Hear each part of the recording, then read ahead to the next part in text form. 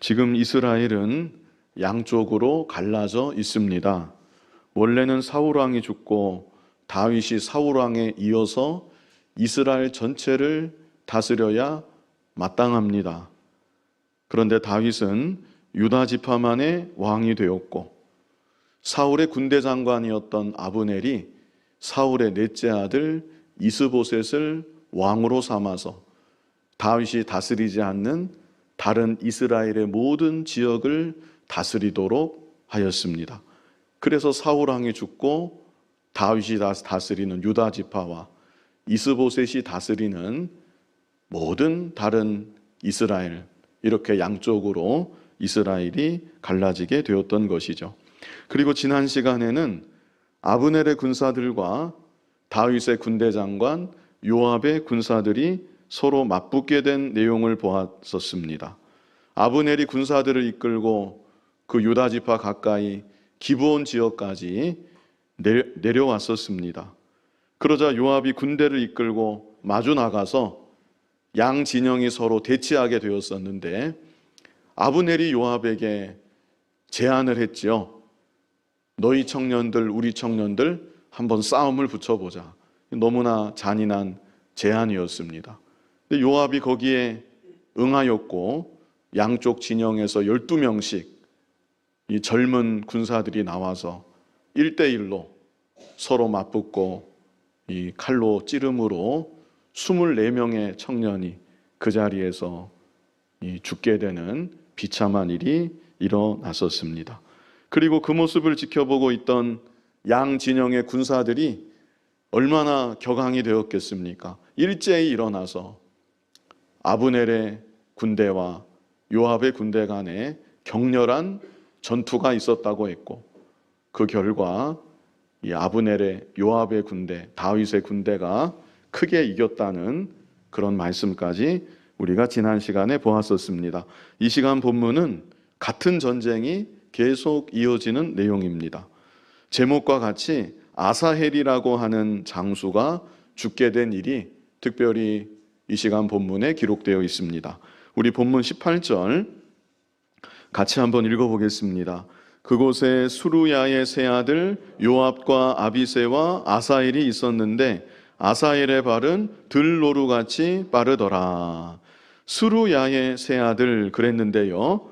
이 수루야는 다윗의 누이입니다. 다윗의 누이 수루야. 다윗의 누나였는지 다윗의 여동생이었는지 거기에 대해서는 성경에 정확하게 기록되어 있지는 않습니다. 다만 누나가 아니었겠는가 보통 그렇게 생각을 합니다.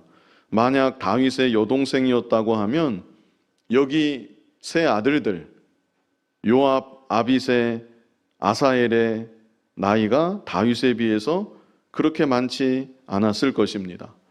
그러나 이 세 아들들 요압, 아비새, 아사헬 이 세 사람은 다윗의 진영을 대표하는 장수들 중에 장수들이었고 또 아사헬은 혹시 모르겠지만 여러 정황상 다윗보다 다 나이가 많았던 것으로 보입니다.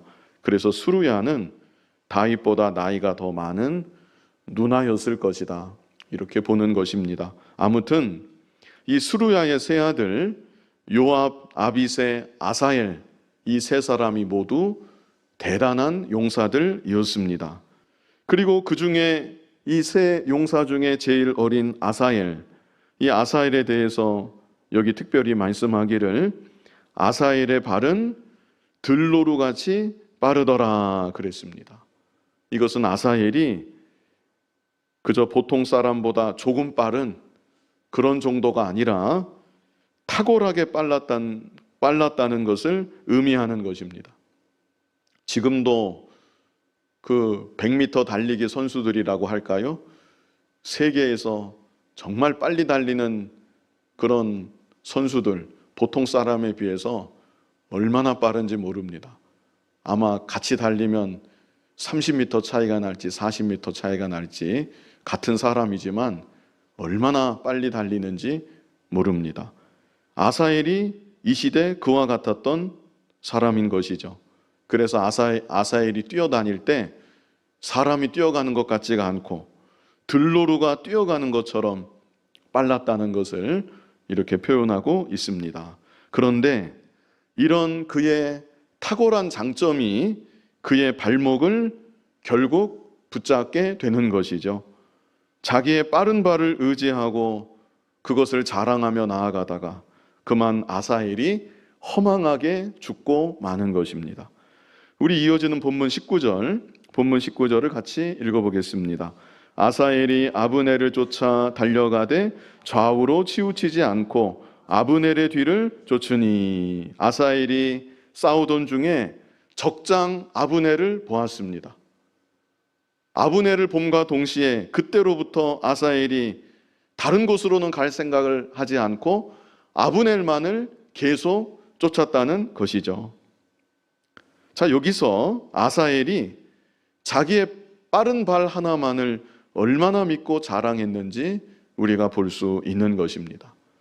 사실 빠르기만 해서 되는 문제가 아닌 것이죠. 아브넬이 도망가다가 뒤를 돌아 마주했을 때 과연 아브넬을 능히 이길 만한 실력이 아사헬에게 있는가? 그것이 더 중요한 문제이겠는데, 이 아브넬은 보통 사람이 아닙니다. 사울의 군대 장관으로 벌써 여러 세월 있었던 사람이고 백전의 용사라고 할 수 있습니다. 발은 아사헬이 훨씬 더 빨랐겠지만 실력 면에서 아사헬이 결코 넘을 수 있는 대상이 아니었던 것입니다. 그런데도 아사헬은 이 아브넬이 일단 등을 보이고 도망가는 것 같으니까 자신감이 더해졌는지 또 자기 빠른 발을 자랑하고 싶었는지 아브넬을 계속해서 추격했던 것입니다. 20절 말씀 우리 같이 한번 읽어보겠습니다.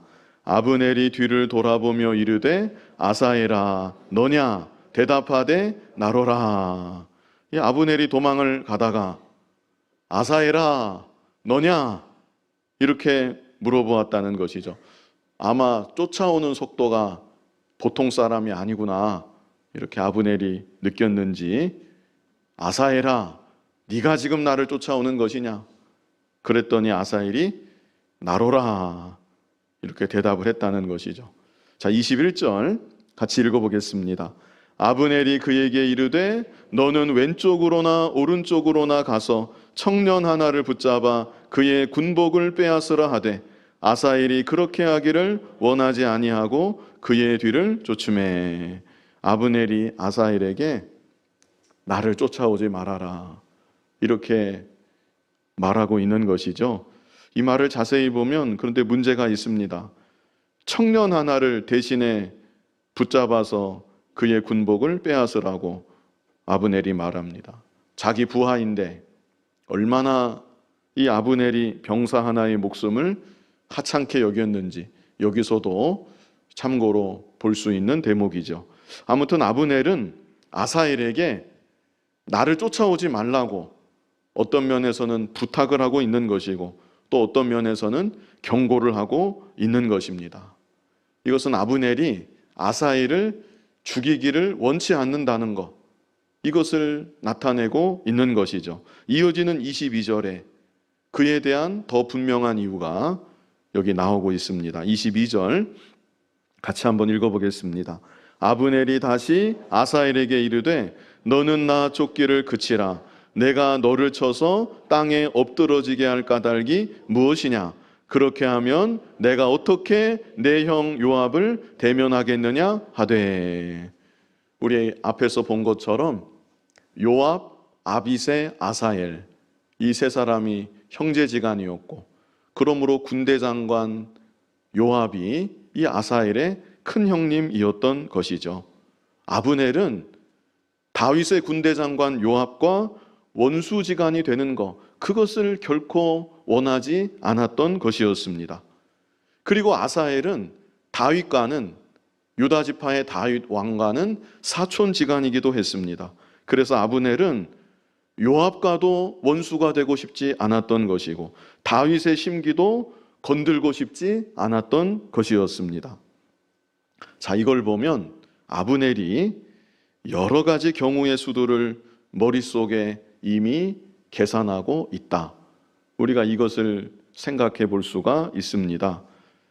아브넬이 무조건 다윗을 적으로 알고 다윗의 진영을 무너뜨리고 다윗을 끌어내리자 사울 왕에 이어서 이스보셋의 왕위를 정통성 있게 세워나가자, 이런 생각을 확고하게 갖고 있었던 것은 아니었던 것으로 보입니다. 아브넬은 다윗을 죽이려고 하는 사울이 어떻게 망가져 가는지 그 과정을 곁에서 쭉 지켜보아 왔습니다. 그리고 하나님께서 다윗을 왕으로 세우신다는 것, 그것도 이미 다 알고 있었습니다. 그러므로 아브넬은 언제든지 자신이 다윗의 진영으로 들어갈 수도 있다는 것을 염두에 두고 있었을 것이다, 이렇게 생각을 합니다. 그렇다면 그럼에도 왜 그가 처음부터 다윗 곁에 붙지는 않았는가? 그것은 그가 오랜 세월 동안 사울의 군대 장관으로 사울 왕에게 충성을 했었고 사울 왕을 도와서 군대를 이끌고 다윗을 잡아 죽이는데 앞장서 왔었기 때문에 갑자기 투항을 하고 다윗 앞에서 무릎을 꿇는다는 것, 이것은 아브넬 입장에서는 명분도 없는 것이고 인간적으로 어려운 선택이 아니었겠는가, 이렇게 생각이 됩니다. 그래서 일단 이스보셋을 왕으로 세우고 자신의 지위를 확고히 하다가 다윗의 유대 지파와 어느 시점에 병합을 하고 그리고 그에 따른 자신의 지분도 확보하려는 이런 치밀한 계산이 아브넬에게 있었다고 보여집니다. 그래서 아브넬은 다윗의 군대 장관 요압과 완전히 사이가 틀어지는 거, 그거 경계했던 것이고 다윗의 심기를 건드리는 거, 그것도 원치 않았던 것입니다. 그런데 문제는 아사엘이 이런 아브넬의 마음을 모른다는 것이죠. 아브넬의 말을 조금도 들으려고 하지 않는다는 것입니다. 아사엘은 계속해서 이 아브넬을 죽이려고 쫓아오는 것입니다. 그래서 결국에 어떻게 되었는가? 우리 23절 같이 읽어보겠습니다. 그가 물러가기를 거절하매 아브넬이 창 뒤 끝으로 그의 배를 찌르니 창이 그의 등을 꿰뚫고 나간지라. 곧 그곳에 엎드러져 죽음에 아사엘이 엎드러져 죽은 곳에 이르는 자마다 머물러 섰더라. 아사엘이 계속 그 빠른 발로 아브넬을 쫓아오는 것입니다. 아브넬이 더 이상 어찌할 수 없는 그런 지경이 되었겠죠. 이제 곧 있으면 아사엘이 창으로 찌르든지 칼로 베든지 이 아브넬 자기가 죽게 된 그런 상황이 된 것입니다. 그래서 아사엘을 막기는 막아야 되겠는데 여기 23절을 잘 보시면 아브넬이 창으로 아사엘을 찌르지는 않았습니다. 여기 23절에 뭐라고 했습니까? 아브넬이 창 뒤 끝으로 그의 배를 찔렀다. 창자루지요. 그 뭉뚝한 창자루. 창을 들고 이렇게 뛰다가 돌려서 따라오는 아사엘을 찌른 것이 아니고 그냥 그대로 자기가 손에 쥐고 있는 창자루 그대로 뭉뚝한 그 끝을 이 아사엘을 친 것입니다. 죽이려는 의도가 없었다는 것을 우리가 여기서도 볼 수가 있는 것이죠. 아마도 기절을 시킨다든지 아니면 속도를 좀 늦춰서 그 틈에 자기가 도망가려고 했든지 그렇게 아브넬이 생각하였던 것 같습니다. 그러나 그만 다급하게 이렇게 찌르니까 아브넬이 힘 조절을 좀 잘못했든지 또 아사엘이 워낙 빠르게 지금 따라오고 있으니까 그 창자루로 이렇게 뒤로 찔렀는데 그 뭉뚝한 창자루가 아사엘의 배를 뚫고 등 밖으로 나가고 만 것이죠.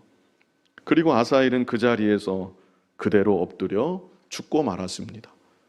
지나가던 많은 사람들이 이 비참하고 허망한 죽음의 광경을 멈추어 서서 또한 보았다는 것이죠. 여기서 우리가 두 가지 면을 생각해 볼 수 있겠습니다.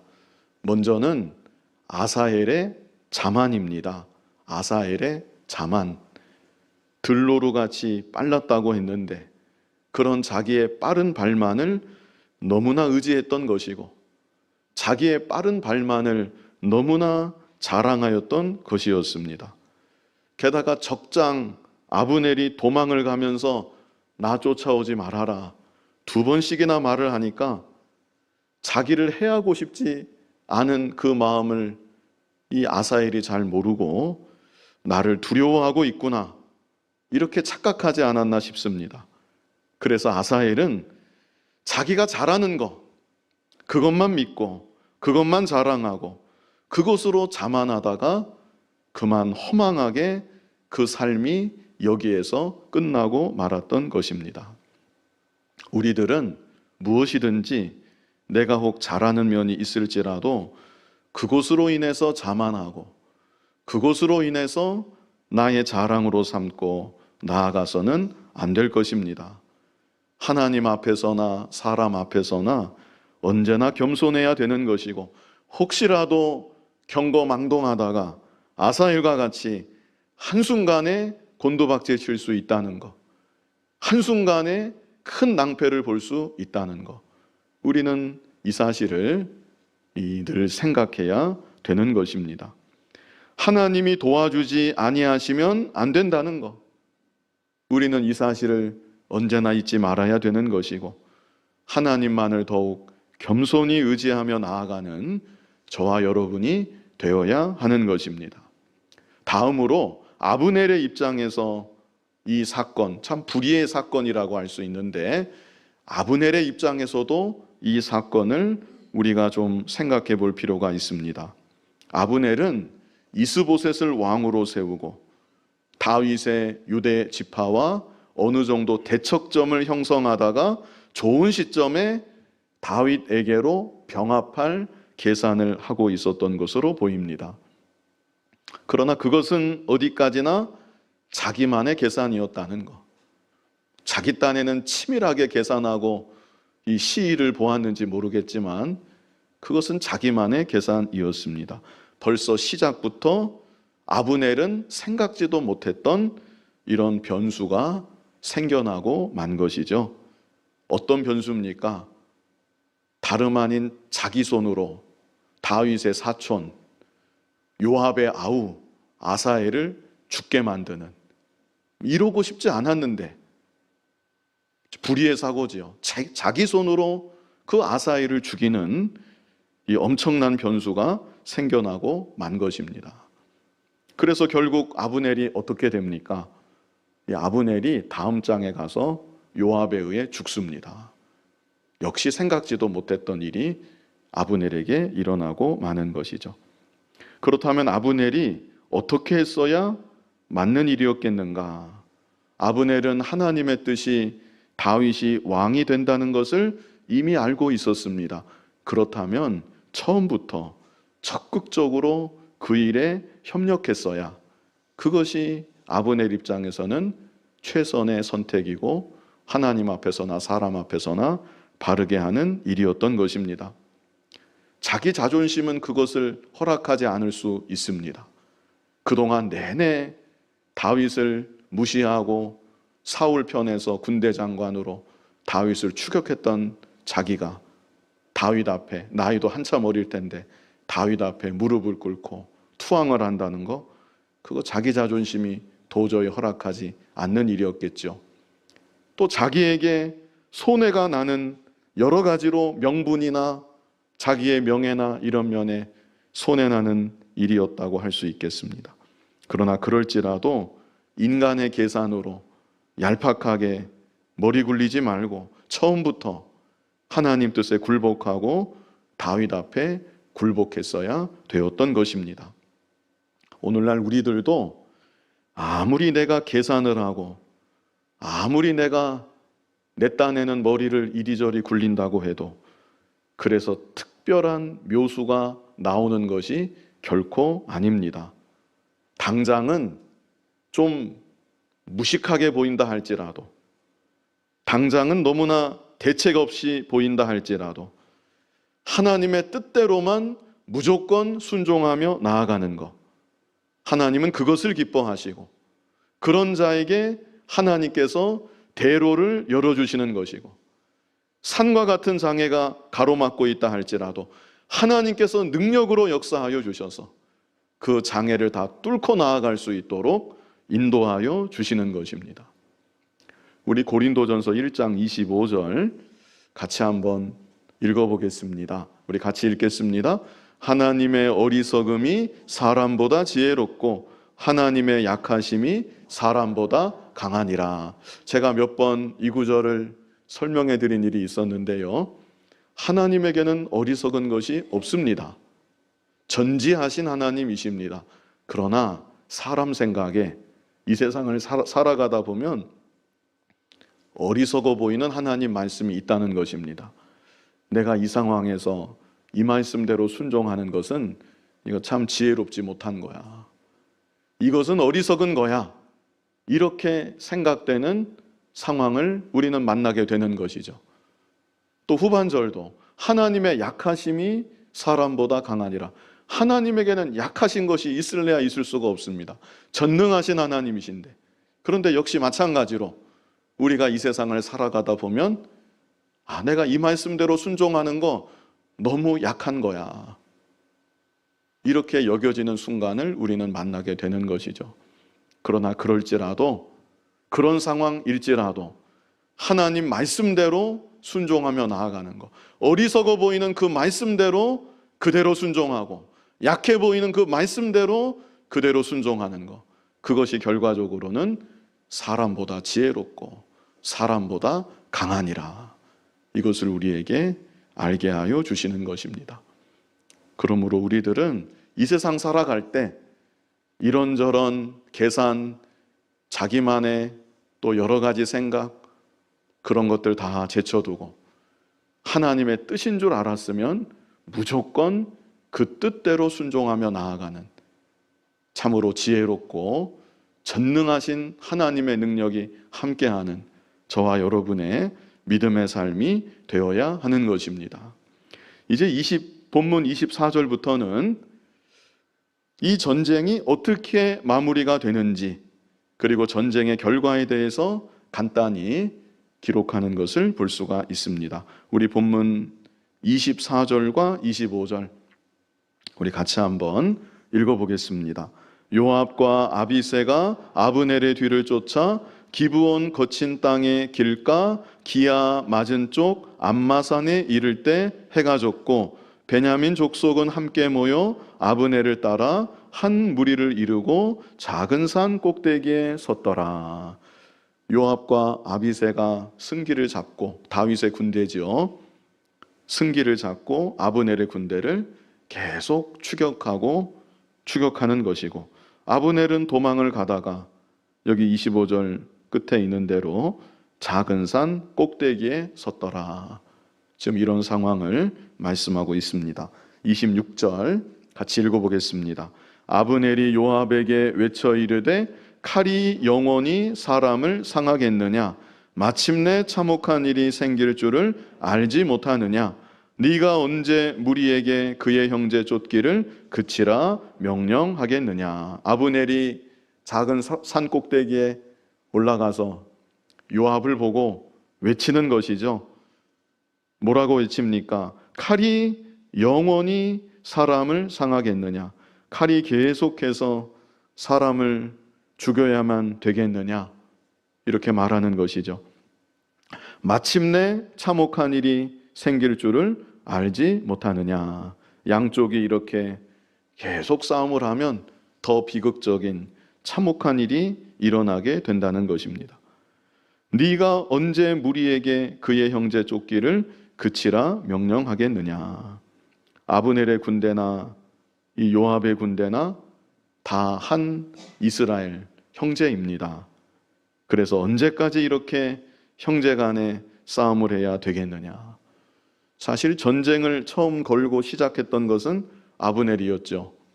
그런데 전세가 불리해지니까 이런 말을 하고 있는 것입니다. 자, 이제 요압이 대답을 합니다. 27절 같이 읽어보겠습니다. 요압이 이르되 하나님이 살아계심을 두고 맹세하노니 네가 말하지 아니하였다면 무리가 아침에 각각 다 돌아갔을 것이요 그의 형제를 쫓지 아니하였으리라 하고, 네가 말하지 아니하였다면, 이것은 아브넬이 처음으로 제안했던 말, 우리 청년들 한번 싸움 시켜보자, 겨루게 해보자, 이것을 두고 요압이 하는 말입니다. 네가 처음부터 그런 말을 하지 않았다면 우리가 그저 서로 대치하다가 각각 자기 자리로 돌아갔을 텐데, 네가 그런 말을 해서 이 사단이 난 것 아니냐, 이렇게 요압이 대꾸하고 있는 것입니다. 그런데 사실 요압도 거기서 거깁니다. 50보 100보라고 할 수 있습니다. 아브넬의 그 말도 안 되는 잔인한 제안에 응했던 것이 다름 아닌 요압이었습니다. 그래서 요압에게도 이 전쟁에 대한 상당한 책임이 있는 것이죠. 그런데 자기 책임은 생각하지 않고 아브넬 탓만 지금 하고 있는 것입니다. 불의한 두 사람 간의 대화이다, 우리가 이렇게 볼 수 있는 것이죠. 이어지는 28절, 이제 요압이 군령을 내리는데요. 28절 같이 읽어보겠습니다. 요압이 나팔을 불매 온 무리가 머물러 서고 다시는 이스라엘을 쫓아가지 아니하고 다시는 싸우지도 아니하니라. 아브넬의 말에 요압이 이렇게 응답한 것이죠. 요압이 나팔을 불었습니다. 그 소리를 듣고 이제 온 이 군대가 제자리에 머물러 섰다. 다시는 아브넬의 군대를 쫓아가지, 더 이상 아브넬의 군대를 쫓아가지 않았다는 것이죠. 29절 같이 읽어보겠습니다. 아브넬과 그의 부하들이 밤새도록 걸어서 아라바를 지나 요단을 건너 비드론 온 땅을 지나 마하나임에 이르니라. 원래 이 출발했던 이 마하나임에 본거지를 두고 있었는데 다시 마하나임으로 돌아가게 되었다는 것이고요. 30절 같이 읽어보겠습니다. 요압이 아브넬 쫓기를 그치고 돌아와 무리를 다 모으니 다윗의 신복 중에 19명과 아사엘이 없어졌으나. 그래서 총 몇 명의 병사가 다윗의 진영에서 이 전쟁을 통해 죽은 것입니까? 20명이죠. 19명과 그리고 아사엘, 참 아까운 장수인데 이렇게 해서 20명의 병사가 목숨을 잃었다는 것을 기록하고 있습니다. 자, 그러나 이어지는 31절 같이 한번 읽어보겠습니다. 다윗의 신복들이 베냐민과 아브넬에게 속한 자들을 쳐서 360명을 죽였더라. 이것은 정말 대단한 차이라고 할 수 있겠습니다. 군사의 수로 보면 아브넬이 이끄는 군대가 훨씬 더 많았겠는데, 게다가 여기 베냐민 지파가 특별히 언급되죠. 이 베냐민 지파는 싸움하는데 일가견이 있는 그런 싸움에 유명한 지파입니다. 그런데 그럼에도 불구하고 결과가, 이거는 약간의 차이도 아니고 20명과 360명, 이거 얼마나 큰 차이입니까? 이렇게 어마어마한 차이가 난 것은 하나님께서 다윗과 함께하고 계시다는 것, 그것을 보여주고 있는 것이고, 장차 다윗을 중심으로 한 다윗 왕조가 이스라엘 땅에 서게 될 것을 이 첫 번째 전투에서부터 알게 하여 주시는 것입니다. 우리 마지막 32절 같이 한번 읽어보겠습니다. 무리가 아사엘을 들어올려 베들레헴에 있는 그의 조상 묘에 장사하고 요압과 그의 부하들이 밤새도록 걸어서 헤브론에 이른 때에 날이 밝았더라. 이렇게 1차적인 전쟁이 이곳으로 끝맺음하게 되었다는 것을 기록하고 있습니다. 이 시간 본문에서 다윗은 전혀 등장하지 않고 있습니다. 두 명의 의롭지 못한 하나님 앞에서나 사람 앞에서나 신실하지 못한 군사 지도자들 아브넬과 요압의 얘기로 이 시간 본문이 채워져 있는 것입니다. 그러나 중요한 것은 이런 가운데도 하나님께서는 하나님의 완전하신 뜻을 이루어가고 계시다는 사실입니다. 겉으로만 보면 사울 왕이 죽고 나서 다윗은 이스라엘 전체의 왕이 되지 못하였고, 저쪽에서는 아브넬 같은 사람이 득세하게 되었고, 이쪽에서는 요압 같은 사람이 자기 마음대로 나아가고, 그래서 다윗의 앞길을 방해하고 더 복잡하게만 만드는 그런 양상이 펼쳐지고 있는 것처럼 보입니다. 사울 왕이 살아 있었을 때에는 사울 왕만 사라지면 모든 문제가 다 해결될 것만 같았었는데, 사울 왕이 죽고 나니까 어떤 면에서는 상황이 더 복잡해지고 더 혼란스럽게 된 것처럼 보여지는 것입니다. 그러나 하나님은 이런 모든 일들 가운데도 하나님의 완전하신 뜻을 이루어가고 계신 것입니다. 하나님의 사람 다윗을 이제도 붙잡고 계신 것이고, 하나님의 나라를 지금 계속해서 건설해 나아가고 계신 것입니다. 오늘날 우리가 걸어가는 인생길에도 내 앞을 보면, 또 내 주변을 보면 온갖 알 수 없는 일들이, 심지어 불의한 일들이, 여러 복잡한 일들이 내가 가는 길을 방해하고 있는 것처럼 여겨질 수도 있습니다. 그러나 그런 가운데도 하나님께서는 하나님의 뜻을 이루어가고 계신 것입니다. 하나님께서 내 인생의 주권자가 되시는 것이고, 하나님께서 그런 가운데도 나를 하나님의 선하신 뜻 가운데 인도하고 계시다는 것입니다. 중요한 것은 내 자신이 하나님 앞에 바로 서는 것입니다. 환경이 중요한 것이 아니라, 주변의 사람들이 중요한 것이 아니라 내 자신이 하나님 앞에 바로 서는 것, 그것이 본질적으로 중요한 것입니다. 하나님을 더욱 경외해서 죄를 멀리 떠나는 우리들이 되어야 하는 것이고, 크고 작은 모든 일들 하나님께 의지하며 하나님께 기도해야 되는 것이고, 그럴 때 하나님께서 우리들을 하나님의 견고한 팔로 붙잡아 주시고 가장 복된 길로 인도하여 주시는 것입니다. 이런 은혜가 이 세상 살아가는 동안 언제나 함께하는 여러분의 삶이 되시기를 간절히 바랍니다. 거룩하신 아버지 하나님, 사울 왕이 세상을 떠나고 나서 더 복잡하고 또 더 혼란스러운 일들이 계속되고 있지만, 이 가운데도 하나님께서는 살아계시고 역사하고 계시고 다윗의 앞길을 인도하고 계시다는 것을 우리로 하여금 이 시간 생각하게 하시니 감사합니다. 우리가 걸어가는 인생길에도 여러 가지 알 수 없고 이해할 수 없고 복잡하고 불의한 일들이 때때로 일어나지만, 이 가운데도 내 인생의 주권자가 하나님이심을 굳게 믿고 고백하는 우리들 되게 하여 주시고, 언제나 하나님 앞에 더욱 바로 서서 하나님을 더욱 경외하고 하나님 기뻐하시는 뜻을 따라 순종하며 하나님 인도하심을 따라서 믿음으로 승리하며 인생길을 헤쳐나아가는 우리들 모두가 되게 하여 주시옵소서. 예수님 이름으로 기도하옵나이다. 아멘.